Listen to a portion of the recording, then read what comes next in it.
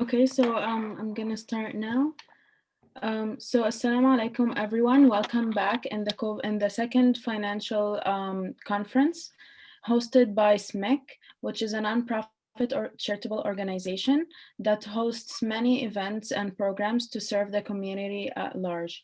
So SMIC's programs include fun events, educational programs and events, contests, camps, counseling support, financial support, handcraft workshops and other workshops, conferences, and many more programs that help the community and support them. So today we are in our second financial conference. So please join me in welcoming Mr. David Palmateer, who is the Vice President of the MNP and a licensed insolvency trustee. Also Mr. Fathi Abu Farah, who is president in the IPG, a business consultant and a chartered accountant. So, so welcome, Mr. David and Mr. Fathi. Thank you for coming and joining us today. It's our pleasure having you with us today. So the financial conference will include financial solutions for incorporations that lost their businesses due to COVID-19 pandemic, nonprofit organizations that were affected, and also charity organizations, small businesses, as well as self-employed businesses that are in debt or were affected by the COVID-19. So if Mr. David, do you have a slideshow that you could share the screen and maybe introduce yourself as well? Yes, I do. So I guess before we get started, Mr.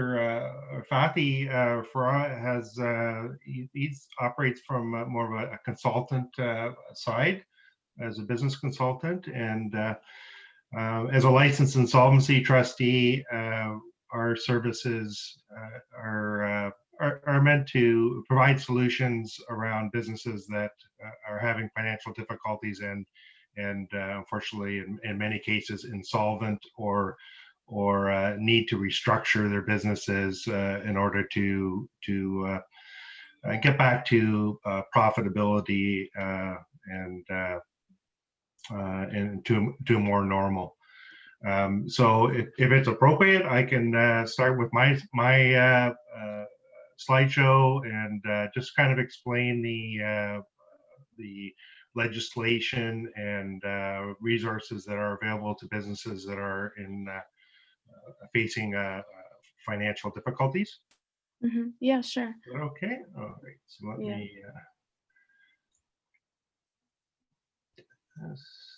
Screen.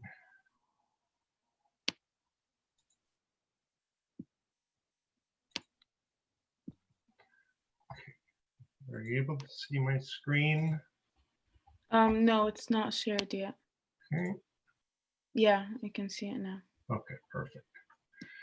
Okay, so yes, so I'm a licensed insolvency trustee with MNP, which is a national accounting and advisory firm across Canada, and one of our service lines is providing services related to financial recovery or protection for businesses.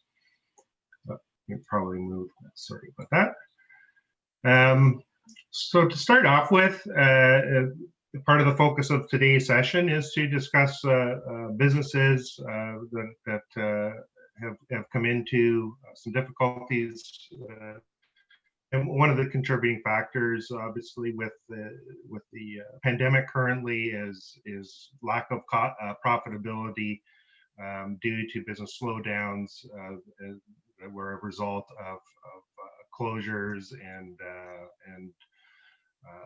you know, different programs that the government has put in place to help slow down the spread of the pandemic while or the virus while they're distributing vaccines, etc. So typically a business would, if they are running into difficulties, there's going to be some signs. So some of the top signs that a business might experience would be a decline in profitability, loss of key customers, problems paying their suppliers, employees, etc. on when they come due, inability to pay statutory deductions such as HST, payroll deductions, that kind of thing, losses of employees, and which leads to other distractions that make it hard to manage a business if an owner is trying to put out fires and deal with creditors and different parties that are trying to recover their money. So just as an overview, there is legislation in Canada that comes into play when businesses are struggling and different creditors are forcing the business not to be able to continue as normal. So I'll be talking about an overview of the Canadian insolvency legislation, what the role of a licensed insolvency trustee is, options that are available for business owners and for creditors. So in Canada, there's two main pieces of legislation that govern how business can, in some cases, obtain protection from their creditors in order to give them time to restructure their affairs, or to, if necessary, an orderly liquidation of assets of the company, that there may be various interested stakeholders in the process. So in Canada, the regulator for the insolvency regime is referred to as the Office of the Superintendent of Bankruptcy. So they oversee that the licensing of trustees, that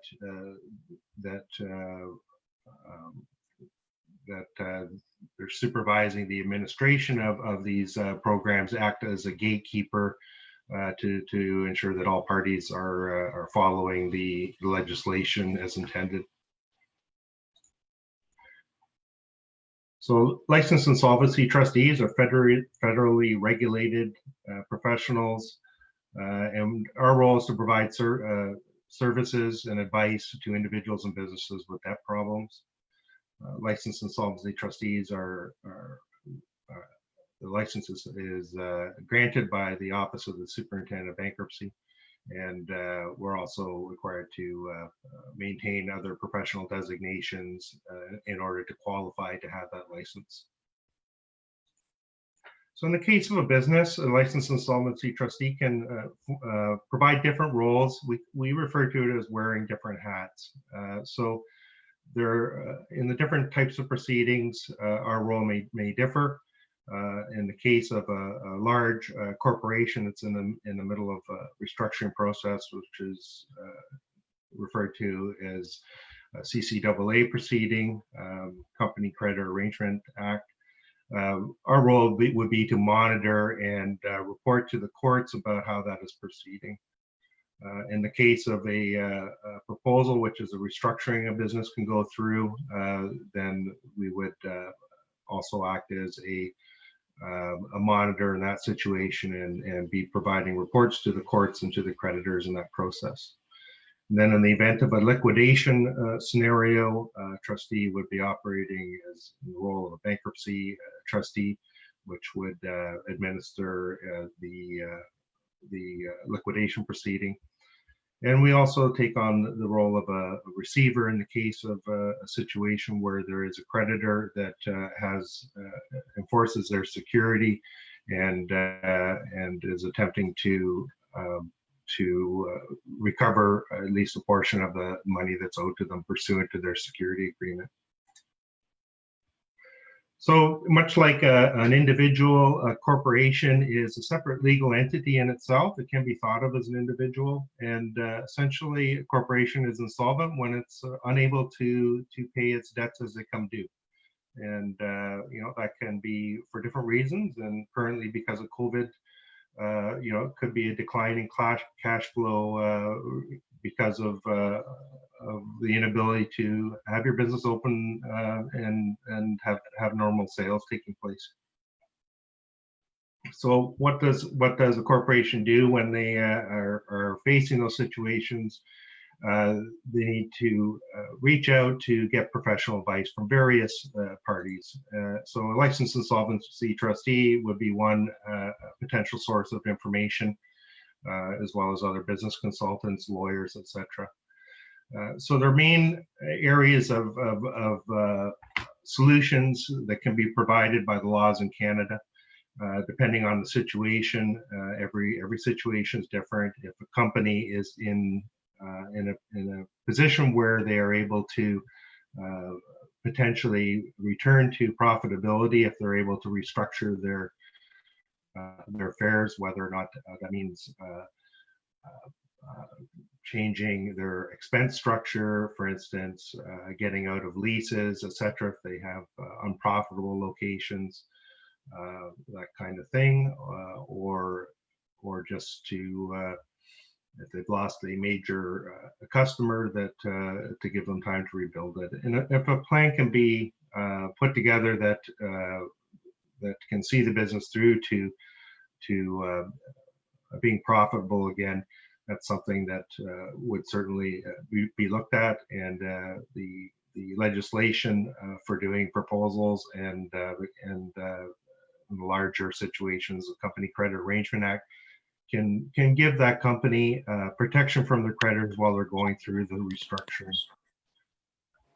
And then in the case of receiverships, generally those are used as a tool by secured creditors to recover on any kind of assets of a business that they may have taken as security. And in the case of bankruptcy, that would generally be an organized liquidation of the assets. From a business owner's perspective, though, there are these acts and legislation can be used in creative ways as well to maximize their or perhaps minimize their exposure to personally to the financial situation that is evolving as a result of the business being unsuccessful.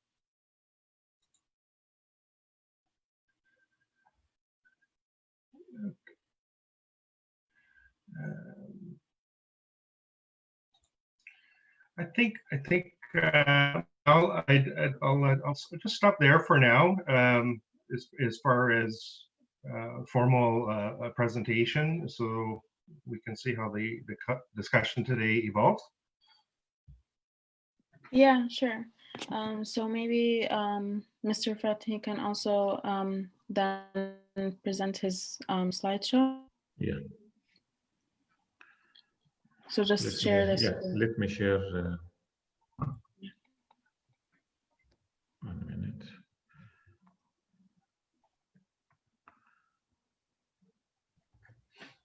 Share screen. Yeah. Yeah.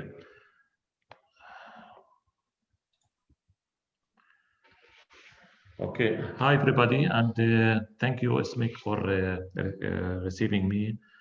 And thank you, David, for the insights so far you have given us about insolvency. As David mentioned, my role here is we are IBG is we are chartered accountant and business consultant. So I'll focus more on some statistics about SMEs and how they have been affected by COVID-19 and what's the solution we can share to them. So I have, the ongoing dynamic has been hard on small business, and we know that. And a lot of shutdowns and a lot of companies has been go to bankruptcy. They couldn't survive during this pandemic and this crisis period. So what we are we'll focus now how what's the solution available, either by having some federal government support and some advices from the business consultant perspective. I have to have overview about some statistics. To know how it's SMEs here in Canada, mainly in Ontario, how it's huge and how much they are, how they constitute out of these. And we have 98.2 businesses in Canada. They have less than 100 employees. And in Ontario, 1.1 million active business without even employees. They are only working without any employees. And the largest number of SMEs are in the wholesale trade and retail sector. And where we can notice that very few of the SMEs are invest in R&D, which is, we believe that people, they should think about it to have more research and development investments in this area, especially with the way it's been direction of the world, and how much you should invest in your infrastructure, and how you can change your strategy to survive during this pandemic. And 51% only one half of the new firms survive on the 5th year of operation. Now, if we go to the, as I mentioned, how it's been this year, 2020, tough for the SMEs, that we can see that SMEs have been experienced decrease in revenue and less liquidity, and more likely to be unable to take more debt, considering bankruptcy. They are considering bankruptcy an option, most of these SMEs. 42 businesses with 1 to 19 employees, they have report 40% down in revenues. Of course, these statistics we are getting from here in Canada. 17 of businesses with 20 and up to 99 employees, and 14.5% of businesses with 100 employees or more reported the same revenue. There is a index, they call it, there is SME confidence. It's not everybody know about it, but it was very low in November. It was 56.1, which is a measure of how the SMEs, they are confident about the economy in general. It's worldwide, and there is in Canada, they are reporting this monthly. It was very low in November, even December it was 58 something, which is very low. Maybe people not aware of what's index about it, but it shows that how SMEs, they are very low confident about the economy here in Canada. There is a lockdown. We can see that there is a lockdown now happening in Ontario, and if there is another lockdown, a lot of businesses, they will not continue to survive. Now, there is the Canadian Federation of Independent Business. It's a huge organization. They shows they have data. Third of Ontario businesses report their business will not survive the second lockdown in their latest. So we can see how the lockdown and the pandemic and the COVID-19 has been affected a lot, not only in Canada, it's worldwide, but we can see we have a lot of new things. Now, what's of these, how these SMEs, they can survive? From our point of view, that there is a lot of solutions. One of the solutions, and also we are supporting this in our office, helping the SMEs to apply. We can help as advice and then apply for all type of funding. We'll talk about the funding of COVID-19. We'll talk about how it's important of the research and development during, we believe this should be before, but during this difficult times, I believe investing in such area, it's a must, and people, they should have to have a strategy and think loudly and deeply how to invest in this area.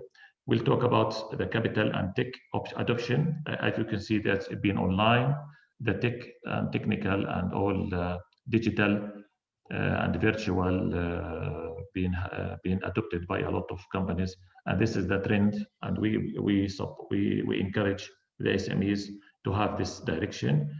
How the business expansion, some advices. And we'll talk about some grants for hiring and training. It's been available by the federal and some provincial governments. Now, for the support funding for COVID-19, I'm sure a lot of businesses, they are aware of it, but I will go through very quick. We have the SIBA Canada Emergency Business Account, which is, it was as a loan, free interest loan. It was started with 40,000 and now they have increased it to 60,000. This is to support the cash flow for the small and medium businesses during this pandemic. And there is a process for it, and the deadline for it, they have extended to end of March 2021. We'll talk about each of one, but I'll go through very quick. We have the Canada Emergency Rent Subsidy. We have the wage subsidy, and there is the Business Credit Availability Program by the EDC and BDC. And there is the Regional Relief and Recovery Funds and other types of fund support. Now, let's talk about SIBA. You can see from the statistics now, over 800,000 businesses they have approved, they have got the loans, and for the expansion, over 300,000, and the being approved in terms of money, 38.4 billion. We are talking about billion. 38 billion being only for SIBA. SIBA, as we mentioned, it started with 40, and then they increased it with another 20, and it's been extended the deadline to end of March 2021. And only these funds, and people should be careful, should only use for non-deferrable operating expenses. So they should not use for personal, for something long-term assets. It's only for operating expenses during the year. So we should be careful, and maybe they will be subject to an audit. And this loan is being, if you have this 60,000, you have been paying this loan before end of 2022, you can be waived of 20,000 out of 60,000, and all the loan will be free interest, without interest. So it's part of the support for the cash flow for the SMEs. For the rent subsidy, they have started a new program in October, because before that, in April until August, it was through the landlord, and a lot of tenants, they have faced problem to get this subsidy. So the government, they have decided to change the strategy and let the tenants, commercial, we're talking about the commercial tenants, to apply for the rent subsidy directly.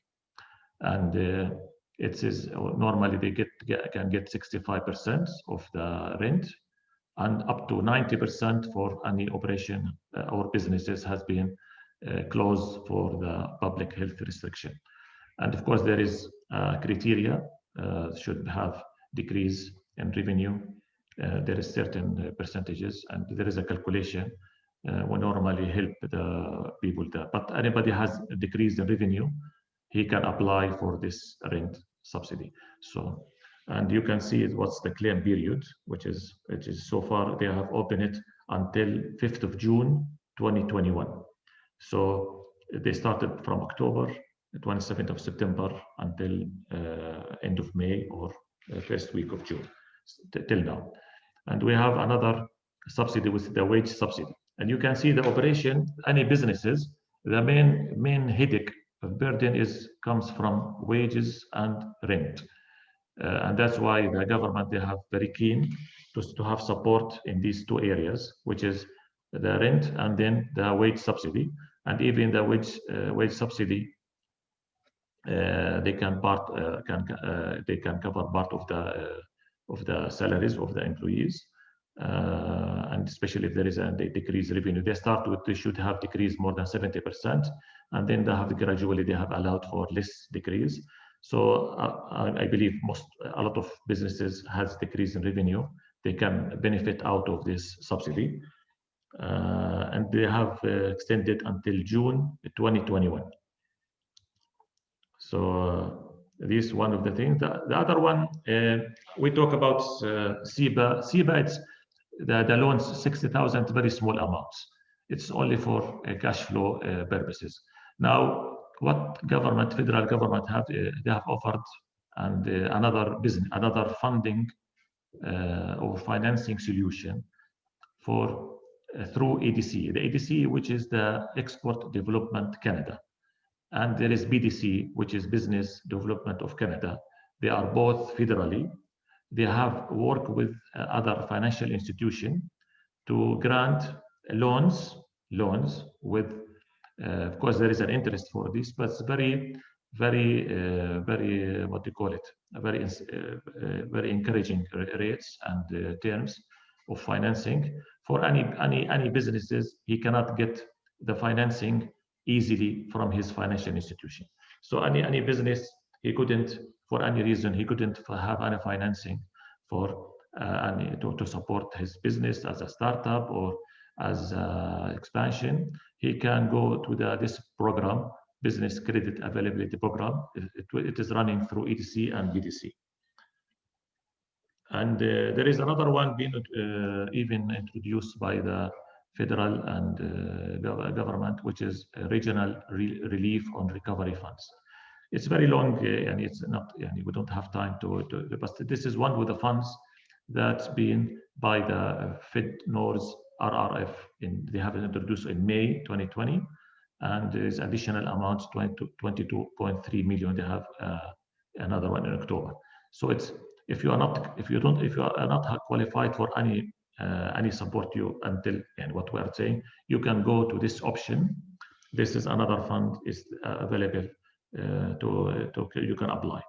So this is mainly the funds being offered by the federal government to support the businesses, and I can assure you, Canada has spent a lot in to make sure these businesses can survive during these difficult times, because at the end, the economy of Canada, they rely on SMEs. And SMEs, they need to be survived in order to have the economic to survive and continue to grow after finishing from the pandemic. Now, from our point of view as a business consultant, what areas that we believe during these difficult times we should focus in order to survive? Always, I believe you should try your best to survive, and after you finish, then to be ready to thrive. You should be ready. You should be capable to survive until the point that you can ready to thrive and fly, and you can grow after this pandemic period.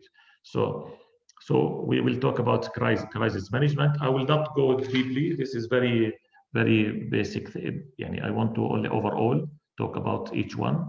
That's the crisis management and the response is very important that to have risk management policy, and to have another look on your strategy, and how the strategy you can have restructure about the direction of your businesses, about your services, what's your business line, what's the investment you need to do for the IT, for infrastructure, for training. So you have all these. I believe I encourage all these businesses, everybody. I'm sure everybody has been affected. They should have another look to their business plan, and to their strategic directions, so they can highlight what's the risk and what the areas, what the services I should focus, what the service I should cancel or adjusted, what's investment I should make, what's the expenses I should rationalize. So all these areas need to be done during these difficult times, not to give up and try to the difficult solution, or to go bankruptcy, or to have no. I'm always encourage people to have another look in their strategy and their business model. Have a look at your business model and see how you can improve it and to overcome these difficult times. Now, this is mainly the 6 areas that we maintain the continuity of work, try to have minimum, and you should have this strategy, as we mentioned. You should communicate this effectively with your employees, with your suppliers, with your customers, always be in touch with your clients and customers and your suppliers as well, and with your employees.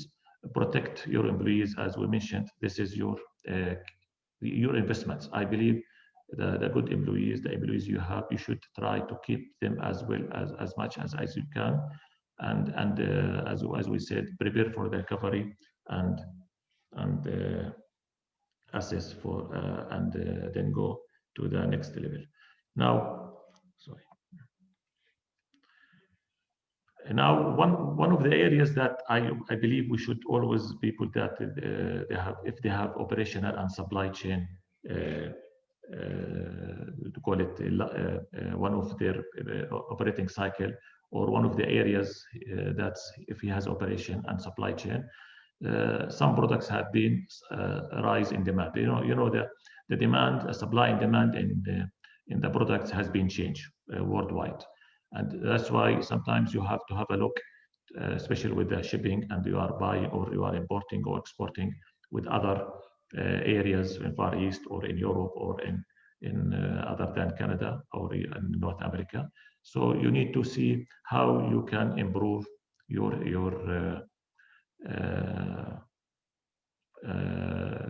how we have been affected, especially the shipping cycle. And if they're not being managed properly as a supply chain, a source of products or raw material, that maybe you have to look for another source and for sourcing for material and parts, and to try to rationalize your cost as much as you can, because at the end you are trying to do a profit, so you want to control your cost and make it more effective. So, and that's why you should have more than one alternative for the supply chain scenarios, and to have substitution for any material. If you have a material, you are relying on material, try to find alternatives and to find another source, and pricing, adopt allocation and pricing strategies. The pricing strategy, you should always have a look, because the economic has been affected. There is a lot of competition. There is a lot of trends by the customer, by supplier. You should have a look at these things. Now, finance and the liquidity, you should have always monitoring your cash flow. Always you have any affecting in revenue to affect on your cash flow, and then meeting the deadline and obligation. And that's why you should have cash flow management, proper people that you have in either in-house, or you can have somebody from outsource. He can monitor your weekly, monthly cash flow, how the management, how you can survive, and cash management planning. And that's why this is, if you have difficulty in paying suppliers, how you can negotiate with them in terms of payments, how you can follow your customer to collect your revenue as much as you can, and try, if you have any chance, to have a line of credit if you have temporary or you have any cash shortage, so you can manage early as much as you can, not to affect in your operation and your delivery of services and products to your customers. And that's why you should have more than scenario, as we mentioned. You should have a business plan. You have best scenario, worst scenario. What's the options? What's the action plan you should take, and then evaluate each action plan. What's been the impact? So all these things you should be consider and take it in your consideration. Now for tax, try to globally answered about understand the tax and regulatory systems of other areas. If you want to export onto or to enter in other markets, try to understand and to have what's the options you have in other areas. As we mentioned, management strategy, we should always try to mitigate, and to have a strategy, mitigate any risk you are facing, and to have a strategy to be stronger in the coming period. For me, this is as overall, as we mentioned, we talk about the fund. What's the recommendation we can take to the SMEs for during these difficult times? Thank you so much. That was actually very helpful information. And it leads to also a couple of questions. So I'm gonna ask one question and then we could actually continue with David's slideshow. So someone is asking for new businesses, can they apply for the benefit as well? Most of the rules, they have restriction. For example, SIBA for wage subsidy mainly, they are asking before 1st of March 2020. So for new operations, I think most of them, they will not be benefit of these fundings or support. Yeah. Mm-hmm, No, okay. only before the March, before the COVID-19, before 15th of March. Yeah, so before 15th of March 2020. Yeah. Okay, so Mr. David, I think you can continue with your slideshow and then we could get all the questions. I see in the chat room there's a comment there about what says for people who've lost their jobs and businesses due to the pandemic, you know, what are the ways that they could get help? Mm-hmm. And so as I mentioned previously, you know, my area of practice is the point at which somebody has explored all their other options as far as how to move forward. In the case of a business, get management advice, look at you know, the management issues, business plans, etc. that Fathi was mentioning. Try to come up with a plan without any kind of formal protection that will see your business or you personally through to getting your employment back. So where we fit in is at the point at which somebody's creditors, whether it's their business or their personal creditors, are not prepared at any to offer further extension of non-payment and that kind of thing. So back in November, I did a presentation. A lot of business failures do end up ultimately affecting the business owners personally. Some debts that if a business isn't able to continue on will flow through to the business owner. And this is where speaking with a professional that can help identify those ones and go through what strategy would work best. So I'll just recap where we were with my last presentation as far as financial solutions that the Bankruptcy Insolvency Act provides, and what we you know, hope to try to achieve through some sort of creditor protection. Just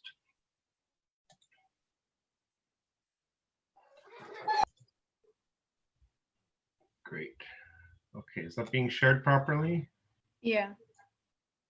Still can see that? Yeah, we can see it. Okay, so similar to with a business, even the goal with the business would be if it's not possible to manage simply through the downturn of the pandemic to profitability again, then the business can look at getting some protection from their creditors, reorganizing themselves. So the Bankruptcy Act provides a legal stay of proceedings against creditors to give the business a chance to restructure their affairs. So similarly, in the case of personal insolvency, there are two options to get a fresh start in life if you're unable to pay your debts as they come due, and get protection from your creditors. And the most favored option, you know, if a person isn't able to come up with alternative solutions through refinancing, budgeting, that kind of thing, would be to make an offer to your creditors to settle on a portion of the debt over time, and allow you then the means to free up your other financial resources so that you can pay your rent and other necessities. And the same goes for a business. A business could file a Division 1 proposal, which is a similar process where allows them to disclaim leases and can restructure their loans, etc. So that some aspects of their business that are potentially hurting the business as far as being drains on cash flow can be split off during the process. All right, so and this is the result of an insolvency is whether it's business or personal is it provides an immediate stay of proceedings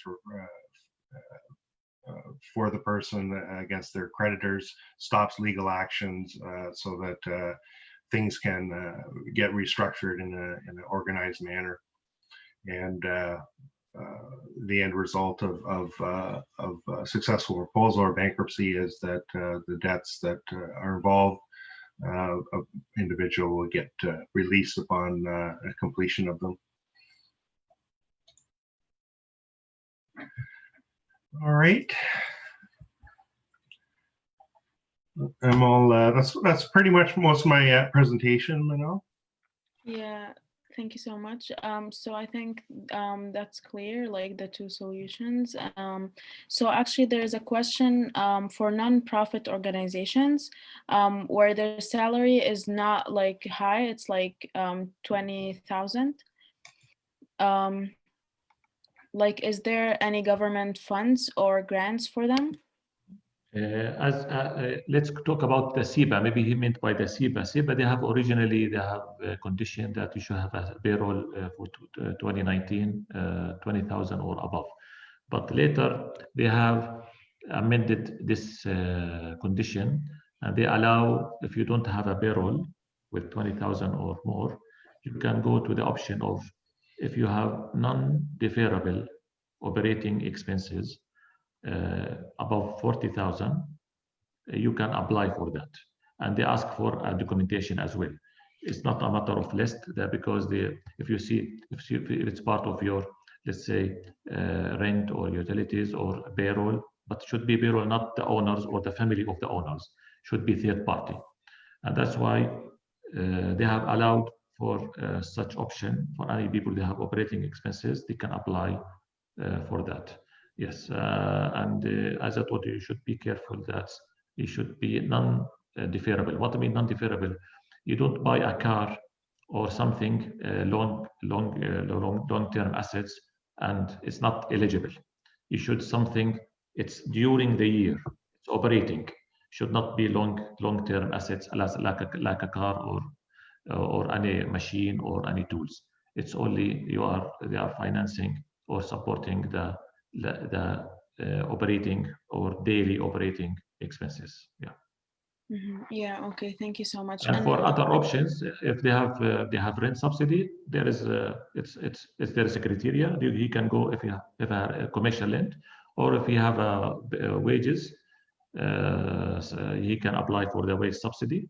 Whatever, even one employee, he can apply if there is a decrease in revenue, and there is calculation for that. Mm-hmm. Yeah, okay. So also there's a question about self-employed. So for self-employed, can they receive funds or grants? And also another question for David, for the self-employed, can they apply for either the proposal or the bankruptcy? For the self-employed, it's here in the federal government, they haven't asked for corporation. They have any businesses, either it was solo or partnership or a corporation. Since you are meeting the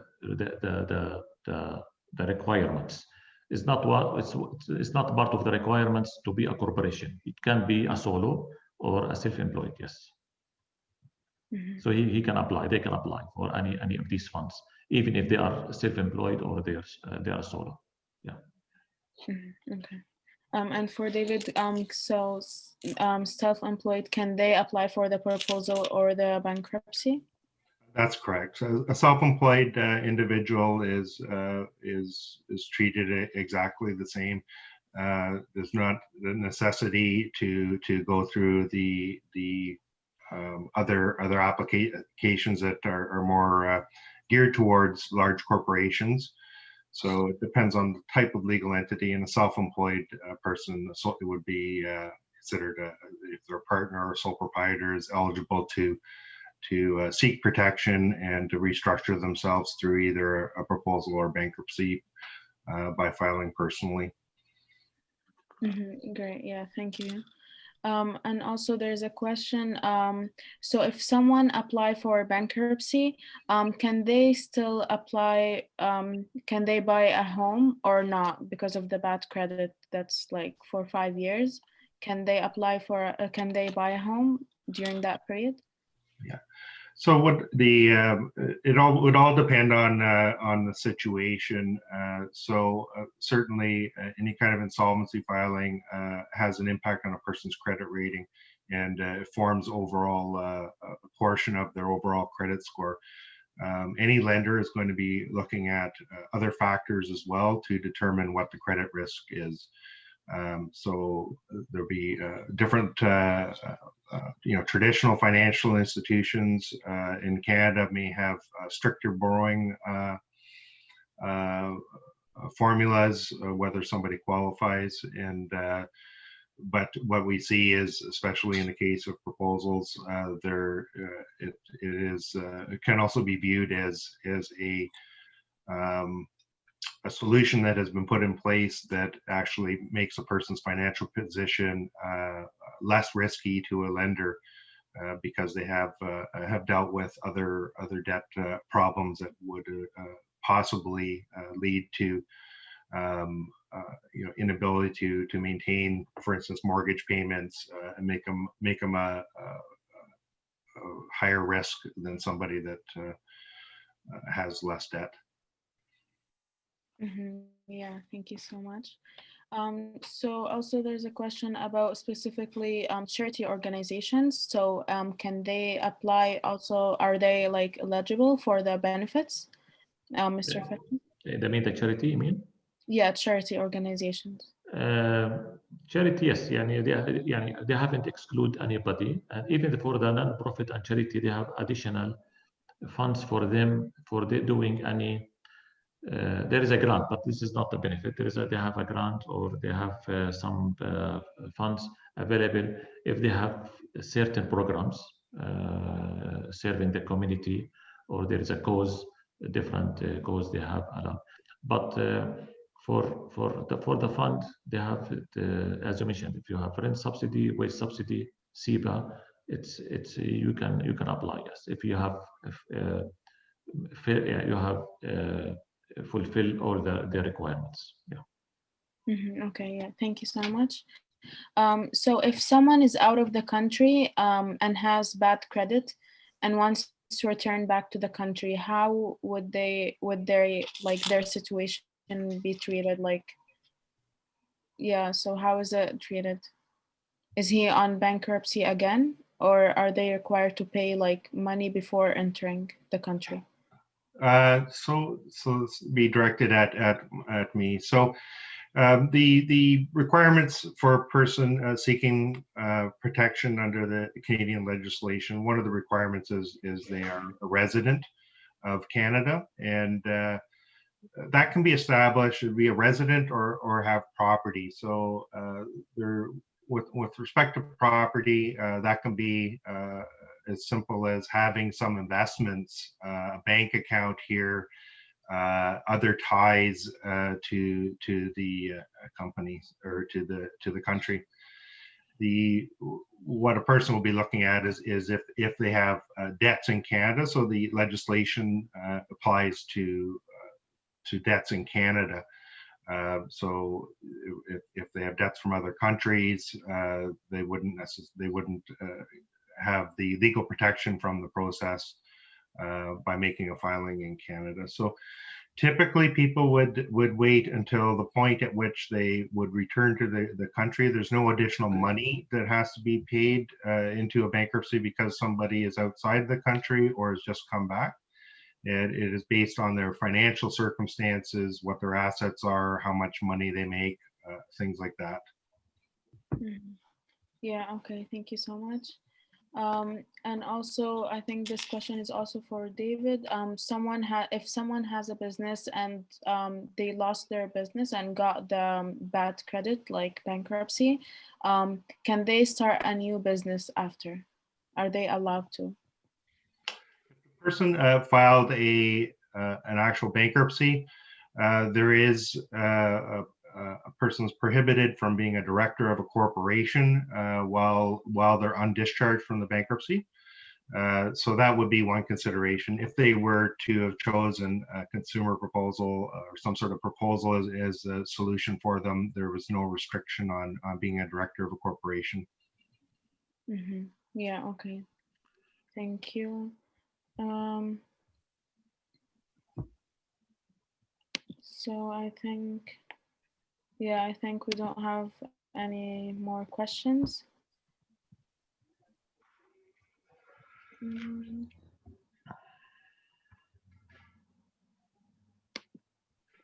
I think we have a question about, it's not really a business, it's like personal. If someone like is a single mom and has debt of it has a big debt, how can they go for, I think, a proposal or a bankruptcy?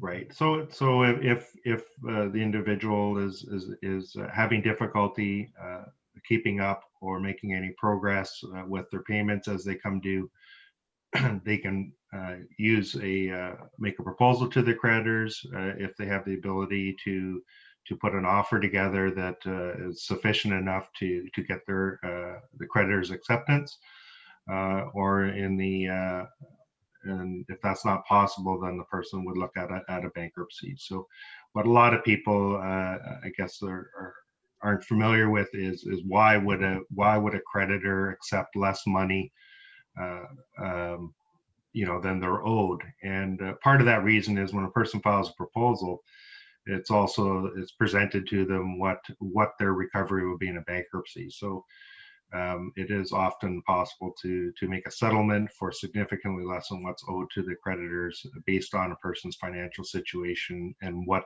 they would be required to do if they were to file a bankruptcy. Yeah, okay, thank you so much. So what are the advice about starting a new business or buying a new business? So maybe it's more for Fathi. I will answer for that.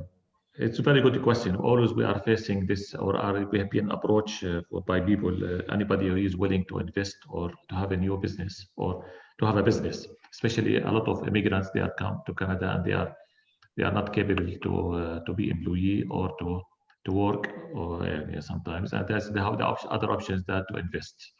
Now, of course, there is advantage and disadvantage of each option, but always I'm saying to anybody, if you want to go to new business, you should have a business plan and feasibility study. Don't go to any business without the proper business plan and feasibility study by a good consultant. Even you are excellent in this area in your country, but in Canada it's totally different market and customer behavior, different business law, different requirements. And that's why you need a consultant to prepare a business plan for you. Now, to buy a business, also you need a lawyer and a business consultant to have a legal and financial due diligence. You need to do a due diligence. People they're not aware of what's the importance of to have a due diligence for any existing business. An existing business you are buying, the seller is been reporting some figures. He's saying that everything is okay, and then we are in good faith go and invest without doing our homework to investigate and to make sure that everything is in order. And that's why it comes that you need a lawyer. First, he should have a contract for you, the share purchase agreement. If you are buying shares or buying assets, it's a very long story. Sometimes you buy assets, you're not buying shares. If you buy shares in a corporation, it's a very complicated process. You need a lawyer to protect your interest in this investment. And you need somebody, business consultant, to do for you the financial and tax due diligence to make sure that the figures being reported is right, the valuation being reported is fair, and these things. So come to the questions, which is better option? Of course, you have existing business. Of course, you will gain time. Of course, and there is a value for that. Of course, you will go for to buy a business. There is a value for this business. You need to evaluate what's the value proposition of this business. Of course, sometimes you start business, you need maybe 2-3 years, and sometimes maybe you failed. But if you have existing business, even it's not successful as should be, but maybe you can you do something in management and to make a new strategy and make it more successful.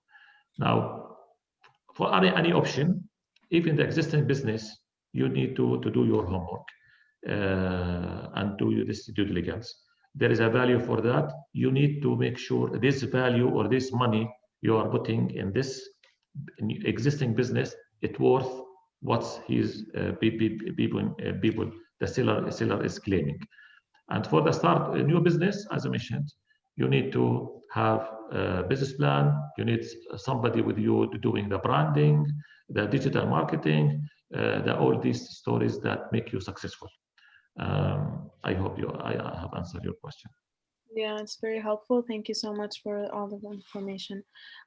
So this question, it's for David. Like, is there a limit for how much a proposal can be made for? Like, how much debt? Is there a limit? If an individual has more than $250,000 of debt, then they would be restricted to filing what we refer to as a Division 1 proposal, which is slightly different, but it functions the same way.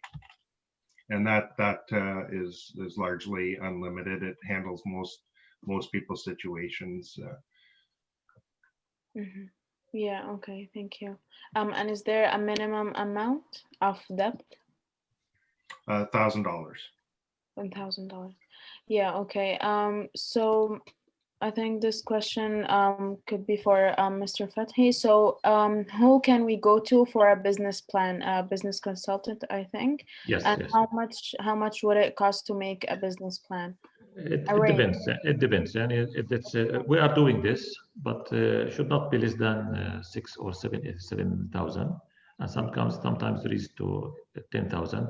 If it's very small and it can be between 4 to 6,000. It depends on the business and what's industry and which the area, but should be in the range between 5 to 8. From 5 to 8, this business plan. Yeah. Mm-hmm. Okay, thank you. And since the lawyers are sorry.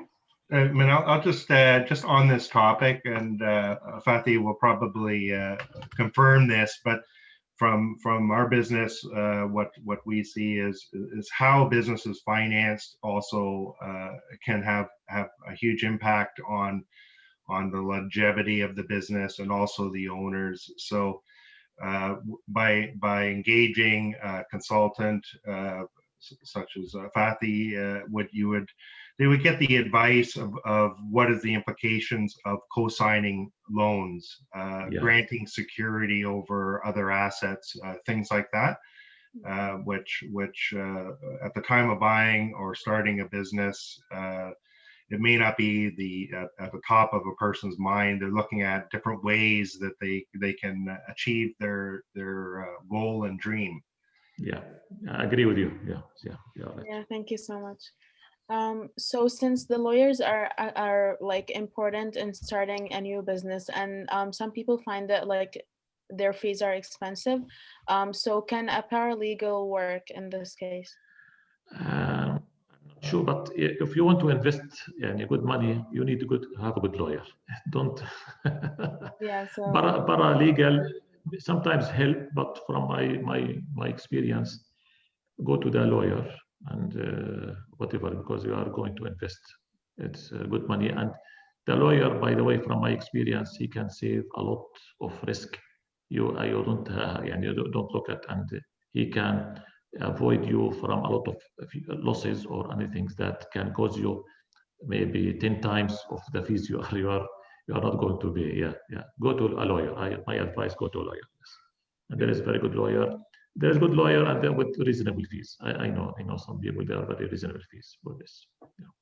Yeah. Okay. Thank you so much. So there is a question about how much minimum down payment that we could like have is enough for buying a new business.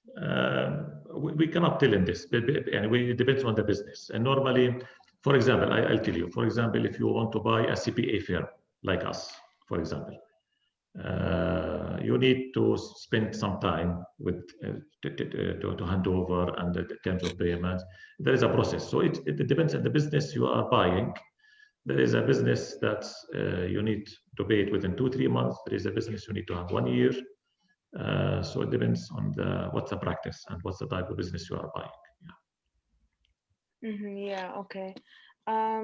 So I'm gonna wait for a couple seconds. Maybe there's more questions.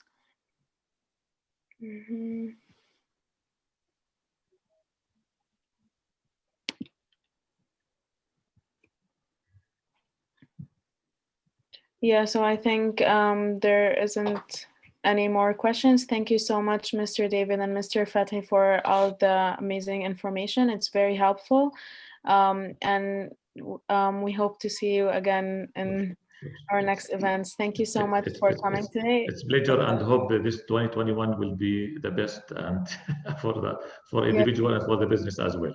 Wish you the best, everybody. Great, my pleasure. Thank you.